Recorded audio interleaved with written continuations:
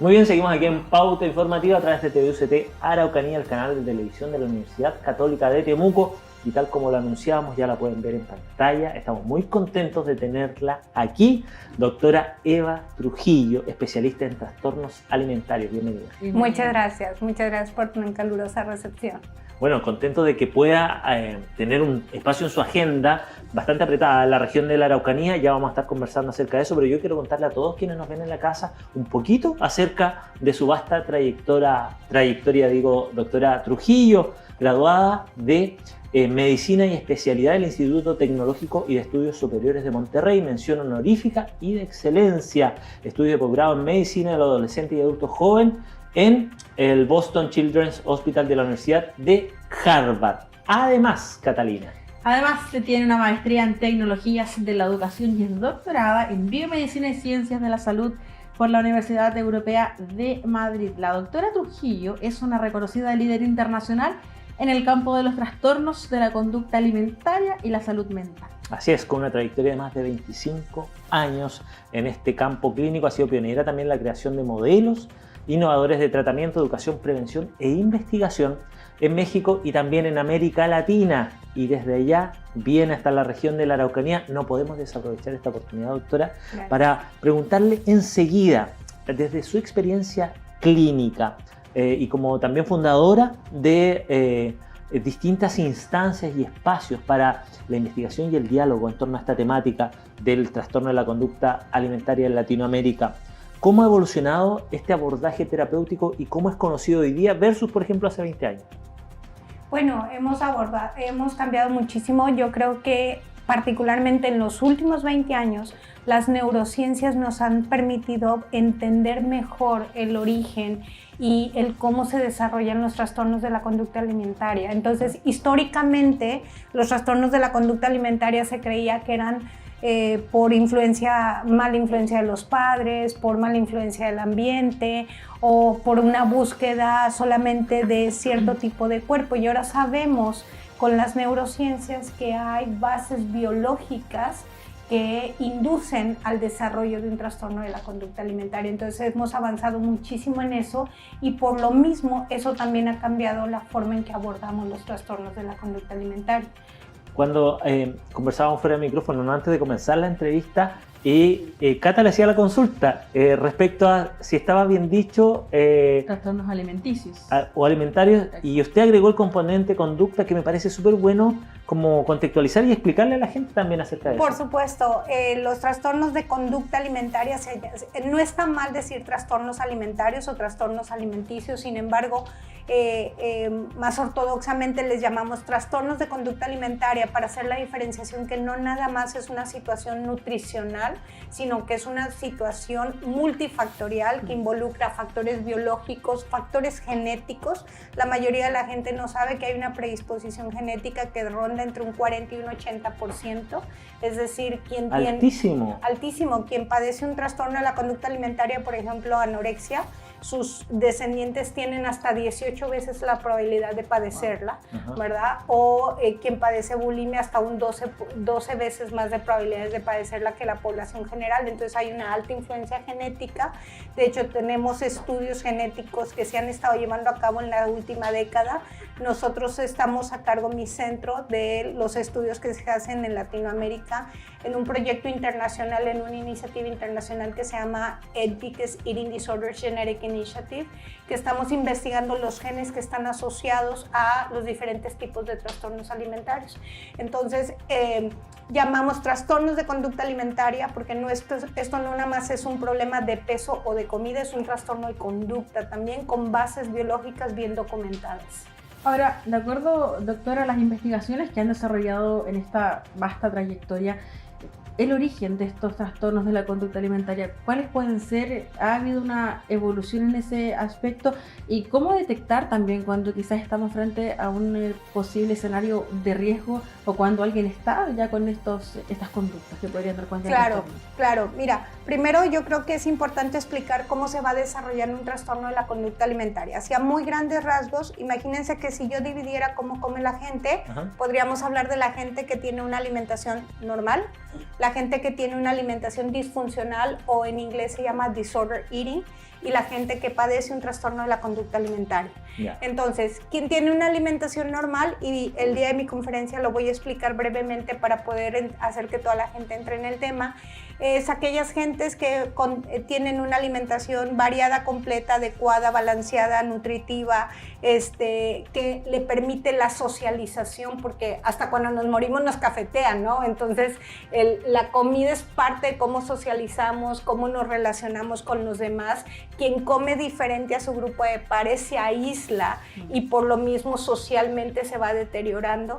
Entonces, una alimentación normal, digamos que cumple con todas esas funciones. Luego tenemos la gente que come en forma disfuncional, que puede ser desde leves disfunciones como quitar ciertos alimentos, hay quien quita grupos completos de alimentos, pero a lo mejor al principio, socialmente, por ejemplo, te hacen, no voy a esa cena porque estoy a dieta, pero eventualmente es, no voy a esa cena porque no quiero estar con la gente. Entonces te va aislando tu forma de comer entre más disfuncional se hace, y eso hace que las emociones que están fuertemente ligadas desde lo biológico y lo psicológico con la alimentación empieza a ser lo que yo le llamo la montaña rusa de las emociones. Hay un dicho que dice, ni le hables porque está a dieta, ¿verdad? Se pone mal humor. Sí, claro. Entonces, entre más disfunciona mi alimentación, más alteraciones tengo en mis emociones, me vuelvo más depresivo, más obsesivo, más emocional, más lábil. Entonces, entre más vamos disfuncionando la alimentación, nos vamos acercando más al desarrollo de un trastorno de la conducta alimentaria. Pero no toda la gente que es disfuncional desarrolla un trastorno de la conducta alimentaria. Hay que tener una vulnerabilidad. A mí me gusta compararlo como cuando hablamos de alguien que padece un cáncer de pulmón. Todos sabemos que el cigarro causa cáncer, todos sabemos que el cigarro, que quien fuma puede tener cáncer, pero no toda la gente que fuma tiene cáncer de pulmón. Hay que tener una vulnerabilidad. Igualmente, no toda la gente que es disfuncional con su alimentación necesariamente va a desarrollar un trastorno de la conducta alimentaria. Sin embargo, aquí para la gente es muy importante saber que independientemente si tienes o no los criterios para un trastorno de la conducta alimentaria, si tu alimentación es muy disfuncional, eso va a generar complicaciones médicas y psicológicas iguales que si tuvieras el diagnóstico. Entonces, no por el hecho de no cumplir con el diagnóstico completo significa que no se tiene un problema o una consecuencia, ¿verdad? Y luego finalmente tenemos quien desarrolla un trastorno de la conducta alimentaria. Ahora, para quien desarrolla un trastorno de la conducta alimentaria, la gran mayoría de las veces, por no decir que casi todas, el eje central que hace que se desarrolle es el haber restringido o haber alterado la alimentación, es decir, haber pasado por esa disfunción alimentaria que eventualmente los lleva a desarrollar el trastorno alimentario. Y cuando yo empiezo a pasar por esa disfunción alimentaria, entre más altero mi forma de comer, en mi cerebro empiezan a haber cambios que llamamos cambios neurobiológicos que van a hacer que se altere también la forma en que percibo mi cuerpo. Y si yo desde chica sufrí de algún tipo de señalamiento sobre mi cuerpo, ¿verdad? Desde un bullying serio hasta cosas tan sutiles como ay, esos cachetitos, ay, si bajaras 2 kilitos. Entonces voy creando un sistema de valores alrededor del cuerpo que me hacen empezar a creer que tener cierto cuerpo me va a dar ciertas cosas benéficas. Y cuando mi alimentación está muy alterada y empiezo a biológicamente tener una distorsión sobre la forma en que percibo mi cuerpo, se suma con esos valores sociales que he creado acerca de lo que es una figura ideal, y todo eso es lo que nos lleva a desarrollar un trastorno de la conducta alimentaria, porque eso me lleva a conductas inadecuadas para el control del peso y la figura que eventualmente me llevan a desarrollar todo el trastorno de la conducta alimentaria. No sé si me expliqué. Es complicado, traté de aterrizarlo lo más que pude. Estuve muy calladito, concentrado para poder entender, pero me queda súper claro, y además presenta muchos desafíos, porque lo que le consultaba a la Cata tiene que ver con cómo detectamos tempranamente esto, incluso en personas que pueden tener una talla normal, otras que están con exceso de peso, pero aún así hay detrás de eso posibilidades de desarrollar una conducta alimentaria que pueda traer complejidades a futuro. ¿Qué elementos no nos permiten detectar ese tipo de cosas? Pues hay cosas que están en nuestro control y cosas que no están en nuestro control. No podemos cambiar la genética, no podemos cambiar la biología de la gente. Biológicamente, la gente que padece un trastorno de la conducta alimentaria tiene un perfil muy claro. Es gente que tiende a ser más obsesiva, más perfeccionista, más enfocada en el logro, en el detalle. La gente, los estudiantes que no les gusta el 100 quieren el 110, ¿verdad? Ajá. O sea, y entre más disfunciona en la alimentación, el cerebro se vuelve más obsesivo, se vuelve más perfeccionista, se altera la forma de pensar. Yo uso una frase y yo digo, el cerebro malnutrido piensa, siente y percibe diferente. Entonces, esas cosas, nosotros en donde podemos influir es en que la gente no disfuncione su alimentación. ¿Y qué es lo que hace que alguien empiece a disfuncionar su alimentación? Normalmente está asociado a que no me gusta la forma en que me veo. Entonces, la insatisfacción corporal, ¿ok?, es la primera semilla que siembra el que una persona se cuestione si debe cambiar su forma de comer. Y la insatisfacción corporal, desafortunadamente, se empieza a sembrar desde los 2 o 3 años de edad. Entonces, la prevención empieza desde esa edad, donde tenemos que enseñar a la gente a no hablar de los cuerpos de los demás. Tenemos que enseñar, la insatisfacción corporal está fuertemente ligada a la baja autoestima. Entonces, en la medida en que más insatisfecha estoy con mi cuerpo, más baja autoestima tengo. Y todo esto ronda alrededor de muchos mitos. Por ejemplo, la mayoría de la gente piensa que tener un trastorno de la conducta alimentaria es estar en bajo peso. Solamente el 6% de la gente que padece un trastorno alimentario está en bajo peso. 94% de la gente está en peso normal o en peso alto.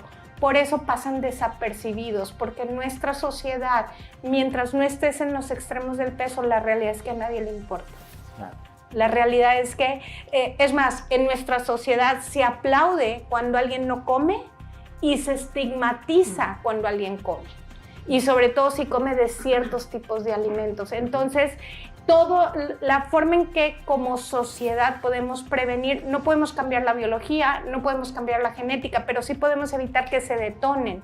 Y eso se hace a través del manejo social, donde podemos prevenir a través de el manejo que hacemos de los cuerpos, o sea, de cómo vemos a los demás, de cómo hablamos. Cambia la conversación y cambia tu vida. Es un dicho que hemos usado nosotros en un programa de prevención que se llama Body Image Program, que tenemos en México y que de hecho tenemos gente entrenada aquí en Chile.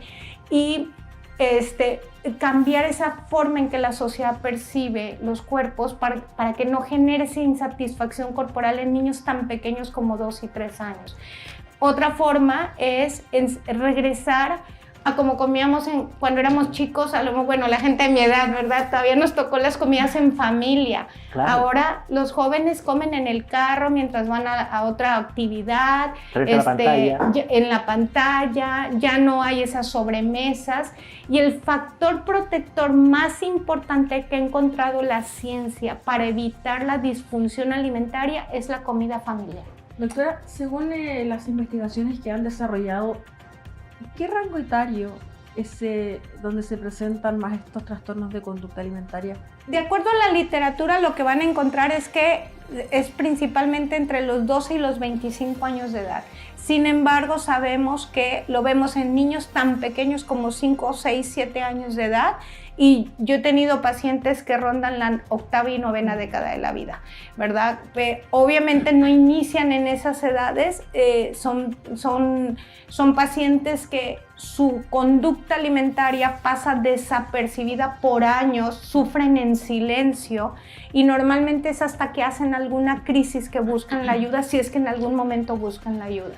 Entonces, normalmente son pacientes que tienen años con estos problemas y nadie se daba cuenta. Claro. Y las consecuencias de una detección tardía, en este caso, de este tipo de conducta, doctora, porque una cosa, conversábamos recién, es la detección temprana, ¿no? Y estos son algunos elementos que son bien claves para detectarlo. Pero cuando existe la detección y de pronto es tarde, ¿Hay un momento en que es tardío o en realidad siempre se puede hacer algo? Yo creo que siempre se puede hacer algo. Yo creo que siempre se puede resolver un trastorno de la conducta alimentaria independientemente de la edad.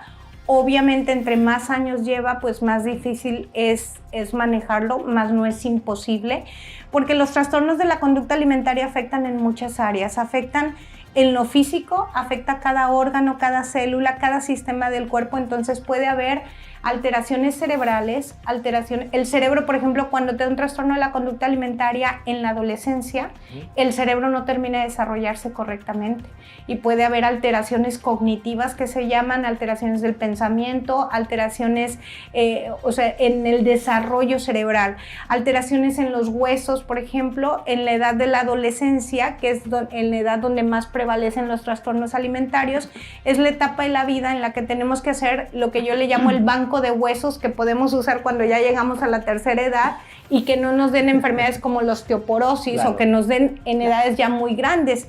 Y cuando en la etapa de la vida en la que tienes que estar haciendo ese banco de huesos, estás restrictivo con la comida o no estás comiendo correctamente, ese banco nunca se hace.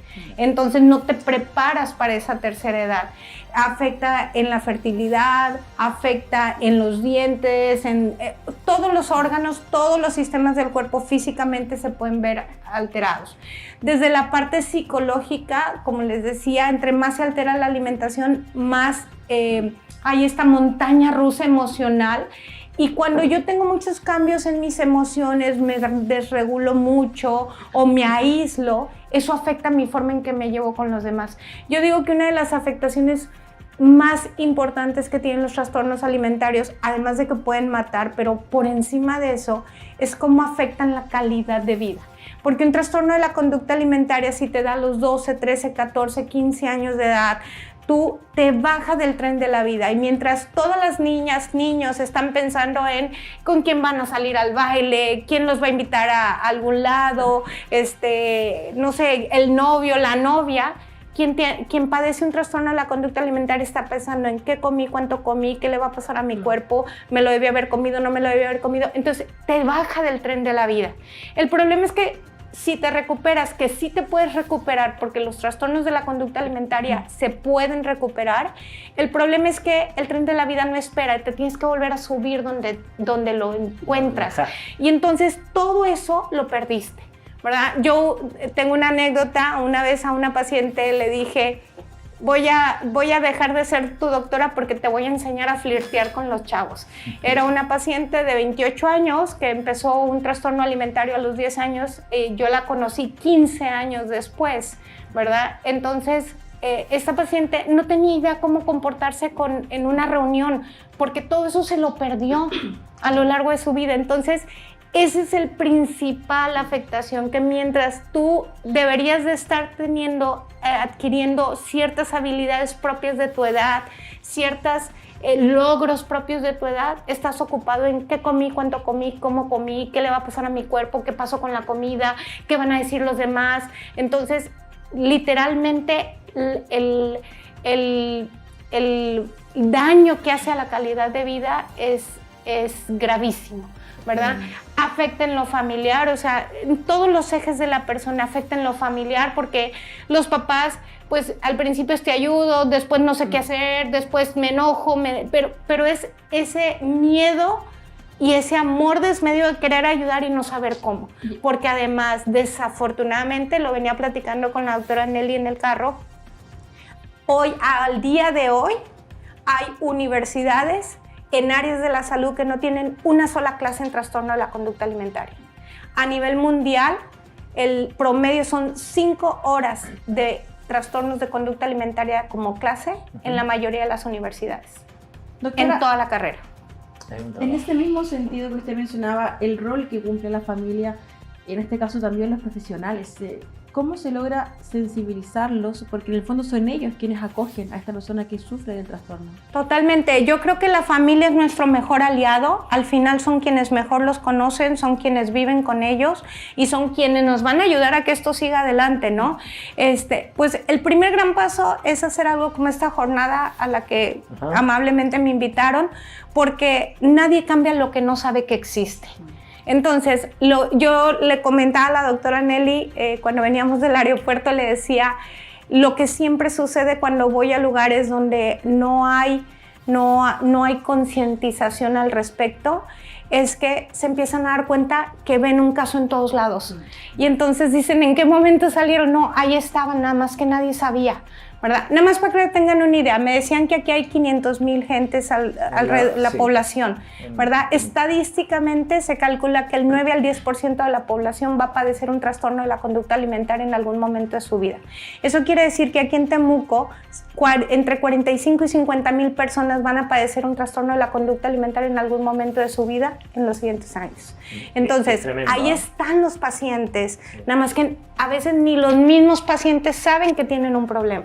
Bueno, y en esa misma línea, doctora, usted ha sido invitada por la Universidad Católica de Temuco, ¿no? La Facultad de Ciencias de la Salud, particularmente también la Escuela de la Carrera de Salud de la UCT, que se ha formado recientemente y que tiene un proyecto que resulta también muy pertinente para el territorio, y en esa lógica es donde usted participa. Cuéntenos un poco en qué consiste esta jornada que plantea estos desafíos, además que parecen tan atingentes, ¿no? Claro, es una jornada donde estaremos varias personas invitadas. Yo voy a hablar específicamente un poco de en términos generales sobre los trastornos alimentarios, y después me voy a enfocar en el trastorno por atracón, que es uno de los trastornos de la conducta alimentaria más prevalentes en Latinoamérica. Y discúlpeme, ¿sí? Doctora, trastorno por atracón es básicamente cuando uno dice un atracón de comida es comer, comer, comer. Un atracón de comida está definido como comer una gran cantidad de comida, mucho más de lo que otras personas comerían en ese mismo lapso de tiempo, que usualmente es alrededor de 2 horas, y que tiene como característica que la persona siente que no lo puede controlar. La gente te dice, yo ya no quiero comer, pero no puedo parar. Esa es la característica principal, porque todos tenemos sobreingestas, ¿ok? Y eso no necesariamente es un problema, ¿verdad? Ay, súper rico la cena de hoy, me excedí, no pasa nada, ¿sí? Pero cuando me genera, no puedo parar, y luego comer de esa manera me genera mucha ansiedad, mucha culpa, mucha vergüenza. Como aunque ya no tengo hambre, y como hasta sentirme incómodo. Esa es la definición de alguien que come en atracones. Cuando usted mencionaba que esto comienza desde los 12 años aproximadamente, pero hay casos de mucho antes también, ¿a quién deberían recurrir aquellos, por ejemplo, papás que ven ciertas conductas de las que usted ha mencionado? ¿Cómo deberían asesorarse? Porque, por ejemplo, un médico pediatra no necesariamente puede estar al tanto, o los papás no pueden llegar y transmitirles toda la información. Tener la asesoría, por ejemplo, de un nutricionista, del apoyo psicológico. ¿Cuál es el equipo profesional que puede de pronto detectar y acompañar en este proceso? El equipo profesional usualmente está compuesto por médicos que pueden ser pediatras, internistas, o médicos familiares, médicos generales, médicos sensibles al tema, ¿verdad? Psicólogos o psicoterapeutas, psiquiatras, nutricionistas, terapeutas familiares o acompañantes terapéuticos, trabajadores sociales. O sea, el equipo es muy extenso multidisciplinariamente, pero no necesariamente un paciente tiene que ver a todos, sino va a depender de las características de cada caso, la forma en que se aborde.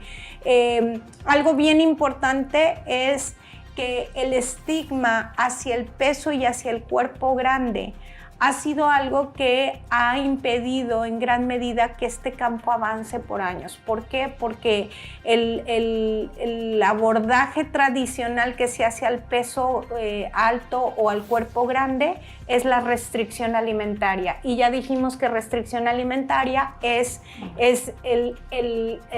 lo que empieza la espiral para el desarrollo de un problema, ¿no? Yo digo que lo que en la obesidad es un tratamiento, en el trastorno de conducta alimentaria se vuelve un síntoma. Al paciente que padece obesidad, los bariatras les dicen, come poquito, haz mucho ejercicio, incluso quita alimentos, ¿verdad? Todo eso son síntomas en quien padece un trastorno de la conducta alimentaria. De hecho, eso es gran parte de la dificultad del manejo. Entonces, algo bien importante es que los profesionales que se dedican a ver trastornos de conducta alimentaria estén sensibles a este estigma, ¿verdad? Porque es muy importante saberlo abordar para no, sin quererlo, dañar más. Un tremendo desafío que se plantea con este tema que da mucho además por conversar. Doctora, queremos agradecerle la presencia, el tiempo y también la claridad para explicarnos un tema que además es tan contingente en nuestra sociedad. Desearle mucho éxito en su paso por la región de la Araucanía. Muchas gracias, encantada de estar aquí. Bueno, y con la presencia de la doctora Eva Trujillo comenzamos a despedir nuestro pauta informativa del día de hoy. Gracias por la sintonía, que tengan todos una buena jornada. Nos vemos.